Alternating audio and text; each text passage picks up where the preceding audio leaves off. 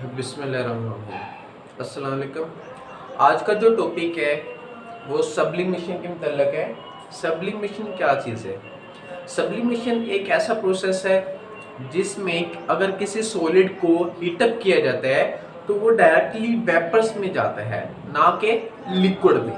तो ऐसे सब्सटेंस को हम ऐसे प्रोसेस को हम कहते हैं सब्लिमेशन, जिसमें किसी भी सॉलिड को हीट किया जाए तो वो लिक्विड में जाए बगैर ही सॉलिड में वेपर्स में चला जाए, सॉलिड से वेपर्स, और जब उसे कूल किया जाए डायरेक्टली वेपर से वो दोबारा सॉलिड में आ जाए।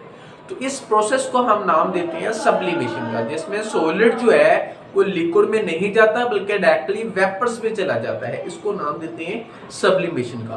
तो ऐसी जो चीज सब्लिमेशन है, ये सारे के सारे कंपाउंड्स शो नहीं करते।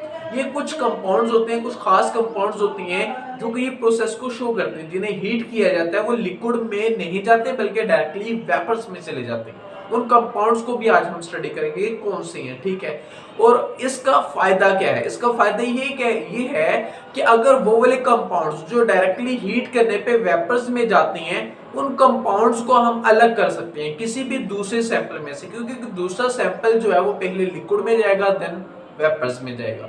इसलिए हम सब्लिमेशन के प्रोसेस को एज एनालिटिकल केमिस्ट्री के अंदर यूज करते हैं, उन कंपाउंड्स को सेपरेट करने के लिए जिनको हीट करने पे डायरेक्टली वो वेपर्स में चले जाते हैं।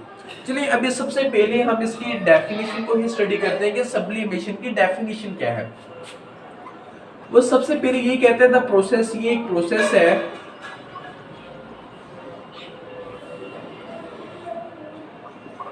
इन विच, जिसमें सॉलिड के एक सॉलिड को क्या किया जाता है, heated. When in which a solid when heated, जब एक सॉलिड को हीटेड किया जाता है तो क्या होता है, वेपोराइज डायरेक्टली, वो वेपोराइज हो जाता है, वेपोराइज डायरेक्टली विदाउट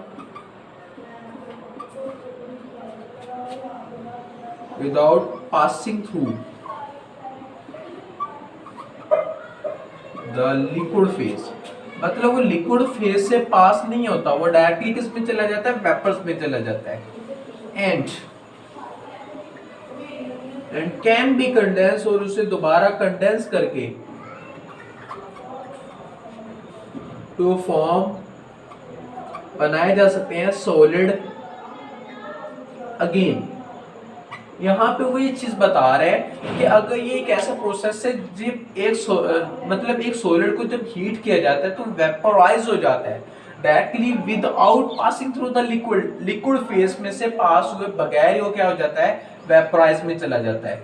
और वो कहते हैं कि उस वेपर्स को जब हम कंडेंस करते हैं तो वो किस में चला जाता है, दोबारा सॉलिड में आ जाता है। ये इसकी क्या है, कंप्लीट डेफिनेशन है। इसमें ये इसकी कंप्लीट डेफिनेशन है जो सब्लिमेशन की मैंने बता दी है। इसमें अगर इक्वेशंस की बात करें तो समथिंग लाइक वही इक्वेशन है कि सॉलिड को मैंने क्या किया, हीट किया, और हीट करने पे क्या किस में चला गया, वेपर्स में चला गया। और वही वेपर्स को जब मैंने कूल डाउन किया तो दोबारा किस में चला गया, सॉलिड में चला गया। तो ये इक्वेशन यही चीज को मेंशन कर रही है, ये पूरी की पूरी डेफिनेशन को एक्सप्लेन कर रही है। अभी बात आ जाती है कि ये कौन से कंपाउंड्स हैं जो कि वेपर्स में चले जाते हैं डायरेक्टली। अभी हम सारों को स्टडी तो नहीं करेंगे, मैं 4-5 जो है आप लोगों को यहाँ पे बता देता हूँ जो सॉलिड से डायरेक्टली किस में जाते हैं, वेपर स्टेट के अंदर चले जाते हैं। अभी सबसे पहले अगर कंपाउंड की बात करते हैं तो वो आयोडीन है। आयोडीन के साथ साथ जो है वो बेंजोइक एसिड है, नैफ्थलीन है, समथिंग लाइक ये इसके कंपाउंड्स हैं। उन कंपाउंड्स के कुछ मैं नेम्स मेंशन करता हूँ जो ये सब्लिमेशन के प्रोसेस को शो करते हैं। अगर सबसे पहले बात करें तो एक आयोडीन आ जाता है, आयोडीन ये काम शो करता है। आयोडीन के बाद बेंजोइक एसिड का नाम आ जाता है कि बेंजोइक एसिड भी ये काम शो करता है। बेंजोइक एसिड के बाद नैफ्थलीन जो है ये काम जो है वो शो कर रहा होता है। नैफ्थलीन के बाद अमोनियम क्लोराइड की एग्जांपल ले लें, अमोनियम क्लोराइड ये काम शो कर रहा होता है। तो ये ETC ये चीजें हैं, ये कंपाउंड्स हैं। इन कंपाउंड्स को हम अलग कर सकते हैं किसी भी सैंपल में से। जैसे कि आप लोगों को एक एग्जांपल के तौर पे दे देता हूँ कि यहाँ पे मेरे पास जो है वो आयोडीन है, यहाँ पे एक सैंपल पड़ा हुआ है, ये सैंपल है। इस सैंपल में दो चीजें हैं, कौन कौन सी हैं, सैंड है और प्लस क्या चीज है, आयोडीन है। ये दो चीजें इसमें जो है वो मौजूद है।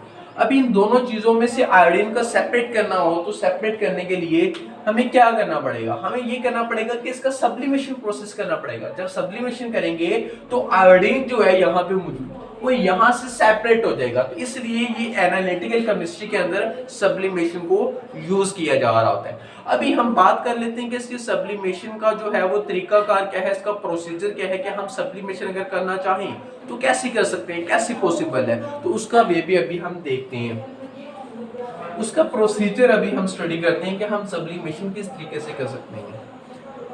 तो इसमें प्रोसेस ये है कि सबसे पहले हमें, चलिए मैं यहाँ पे कोई भी ट्राइपॉड स्टैंड ले लेता हूँ। ये मेरे पास ट्राइपॉड स्टैंड है, ये ट्राइपॉड स्टैंड है, ठीक है। और इसके ऊपर मैंने जो है वो गैस जार रखती है। गैस जार होता है जालीनुमा बनी होती है, एक पट्टी सी होती है वो, और इसे जालीनुमा में एक मैंने जो है वो रख दी है, वो किट रख दी है जिसमें क्या है रेत के पार्टिकल्स है, जिसमें क्या है रेत के पार्टिकल्स यहाँ पे और रेत के पार्टिकल्स के ऊपर जो है मैंने चाइना डिश रख दी है यहाँ पे। चाइना डिश मैंने यहाँ पे रख दी। इस चाइना डिश में मैंने सैंपल रख दिया, ये सैंपल पड़ा हुआ है यहाँ पे। उस सैंपल के ऊपर मैंने एक फनल लगा दी है। उस फनल को मैंने वेट कॉटन के जरिए जो है यहाँ पे कूल करूँगा यहाँ से, और यहाँ पे मैंने क्लोज कर दिया, कोई भी कॉटन वगैरह लगा के ऊपर से बंद कर दिया फनल, क्योंकि ऊपर से ओपन होती है इसका वन साइड पाइप। अच्छा, अभी देखेंगे इसका प्रोसीजर क्या होगा। यहाँ पे मैंने आग लगानी है, जो भी हम यहाँ पे प्रोसेस करेंगे आग लगाने का। और ये इसकी दूसरी जो भी है ट्राइपॉड स्टैंड होता है, तीसरा जो इसकी 3 टाइमें होती हैं। अच्छा देखेंगे इसमें प्रोसेस अभी क्या होगा। इसमें प्रोसेस ये है कि मैंने पहले सैंपल को पुट करना है वाच ग्लास के अंदर। ये वाच ग्लास है, वाच ग्लास है ये। सबसे पहला काम यही है, पुट द सैंपल, सैंपल को पुट करें इन वाच ग्लास। सबसे पहला काम मैंने ये किया, वाच ग्लास के अंदर सैंपल को पुट कर दिया। देन कवर, फिर उसे मैंने कवर कर दिया with inverted funnel.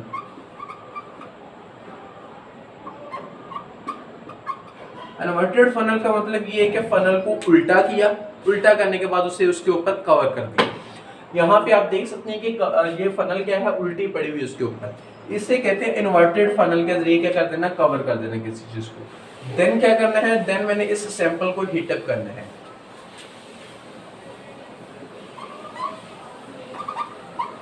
Heated the sample by sand bath. हमने सैंड बाथ के जरिए मतलब रेत के जरिए एक सैंपल को गर्म करना है। इस सॉलिड को हमने क्या करना है, इस सैंपल को हमने एक सैंड के जरिए जो है वो क्या करना है, गर्म करना है। मतलब कहने का मतलब ये है कि हमने पहले सैंड को गर्म करना है, सैंड से आगे सैंपल जो है वो वार्म अप होगा, गर्म होगा, ठीक है। फिर क्या होगा, then cooled the funnel.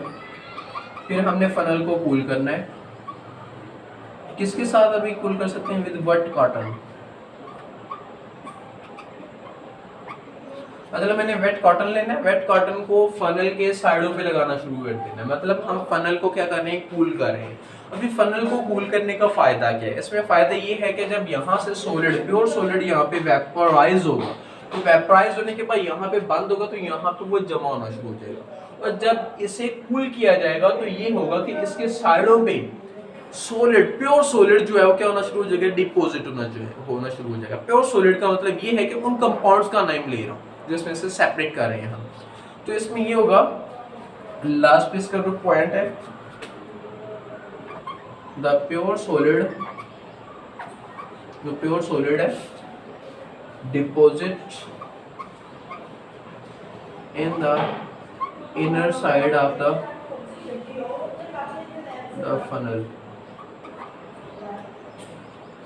Funnel के इनर साइड में प्योर सॉलिड जो होना शुरू हो जाएगा, डिपॉजिट होना शुरू हो जाएगा। तो ये एक कंप्लीट प्रोसेस है। फिर इसे अलग करेंगे, जैसे भी इसे हमने सैंपल फनल को अलग किया, फनल के अंदर आपको सारा का सारा प्योर सॉलिड मिल जाएगा, उसको जैसे मर्जी आप उतार लें, ठीक है। तो ये कंप्लीट प्रोसेस है सब्लिमेशन का कि हम सब्लिमेशन को किस तरीके से अप्लाई करते हैं, सब्लिमेशन को किस तरीके से जो है वो डन कर रहे होते हैं। मेरे ख्याल से कंप्लीट आप लोगों को समझ आ गई होगी। ओके, खुदा हाफिज़। नेक्स्ट लेक्चर के लिए वेट कीजिएगा, देन शुक्रिया।